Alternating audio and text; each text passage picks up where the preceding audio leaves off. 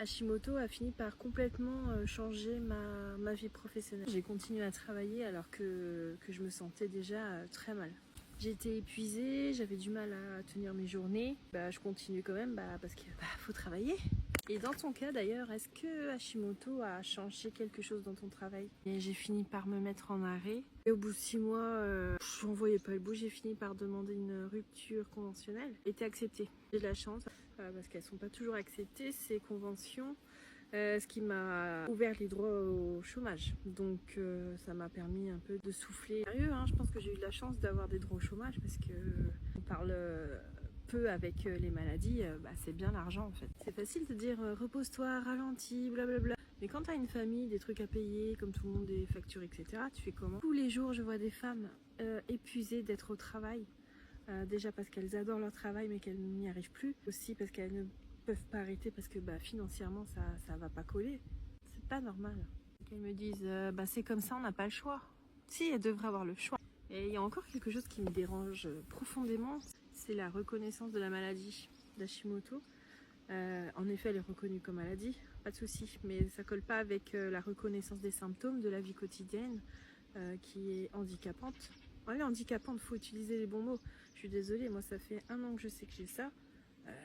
Je suis peut-être pas handicapée physique, ça se voit pas, mais handicapée de la vie quotidienne, ouais, carrément, ouais. T'arrives pas à te lever parce que t'as mal partout, que t'as mal à la tête tous les jours, que t'es dans le brouillard mental, cette semaine j'ai oublié 2 trucs dans le four. J'ai complètement zappé que j'avais ça dans le four. J'ai été faire autre chose. Tout ce qui arrive dans la vraie vie, en fait, n'est pas à la hauteur de la reconnaissance de la maladie. Elle fait pas partie des maladies reconnues par l'ALD à 100%.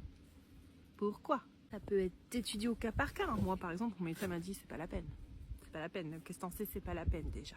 Tu m'écoutes pas. Est-ce que t'as déjà eu l'impression qu'on minimisait l'impact qu'avait Hashimoto sur ta vie quotidienne? Ça c'est clair, mais sur ta vie professionnelle, au travail par exemple, avec tes collègues, ton patron. Ça m'arrive encore à chaque rendez-vous avec mon médecin, il me demande alors le boulot, c'en est où quoi?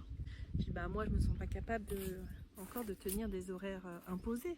Et là, je vois, tu sais, ce petit truc, le petit regard qui en dit long, du genre, ouais, t'en fais peut-être un peu trop quand même, là, non? Aujourd'hui, j'essaie de construire ma vie professionnelle autrement. Commencer les vidéos sur les réseaux. Créer un groupe Facebook privé, il y a presque 7000 personnes. J'ai même écrit un livre, Comprendre Hashimoto. C'est mon premier livre. Franchement, il y a 1 an, on m'aurait dit j'ai écrit un livre sur une maladie. Pas du tout, en fait, c'était pas ce que j'imaginais pour moi. Je suis fière d'avoir écrit mon premier livre, mais ce dont je suis le plus fière, finalement, au bout de tant de mois de galère et de souffrance, c'est de voir que je suis pas si foutue que ça. Finalement, j'ai fait de ma maladie une force.